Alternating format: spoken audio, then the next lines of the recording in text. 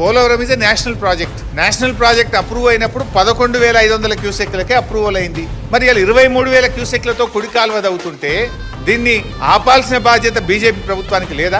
మరి 23,000 క్యూసెక్లతో దవ్వుతే national project కింద డబ్బులు ఎట్లా చెల్లిస్తున్నారు? గతంలో 11,500ని 18,000 చేస్తే ఆనాటి బీఆర్ఎస్ ప్రభుత్వం అబ్జెక్షన్ చెప్పింది. అబ్జెక్షన్ చెప్తే పేమెంట్లు ఆగినాయి, కేంద్ర ప్రభుత్వం డబ్బులు ఆపింది. కానీ రేవంత్ రెడ్డి ప్రభుత్వం వచ్చినాక, కాంగ్రెస్ ప్రభుత్వం వచ్చిన తర్వాత ఇప్పుడు 18,000 కాస్త 23,000 అయిపోయింది, డబ్బుల చెల్లింపు అయిపోయింది. అంటే ఈ ప్రభుత్వం పరోక్షంగా సహకరిస్తుందా, భయపడుతుందా, వాటాల కోసం పెదవులు మూసుకుందా?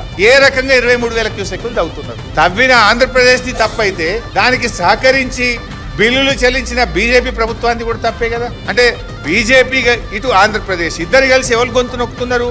తెలంగాణ గొంతు విసుకుతున్నారు. తెలంగాణ గొంతు విసుకుతుంటే ఈ రాష్ట్రంలో అధికారంలో ఉన్న ప్రభుత్వం ఎందుకు నోరు మూసుకుంది అని నేను అడుగుతా ఉన్నా. ఇది ఎక్కడి నియమ నిబంధనలు? మరి ఏ రకంగా ఇలా కేంద్ర ప్రభుత్వం కళ్ళు మూసుకుంది? పోలవరం ప్రాజెక్ట్ అథారిటీ ఏం చేస్తుంది? సెంట్రల్ వాటర్ కమిషన్ ఏం చేస్తుంది? అడ్డగోలుగా నీళ్లు దవ్వుకపోతుంటే, ఇష్టమున్న సైజుల్లో కెనాళ్లు దవ్వుతుంటే కేంద్రం పట్టించుకోదు. ముఖ్యంగా నష్టపోతున్న తెలంగాణ కదా గొంతు విప్పాల్సింది.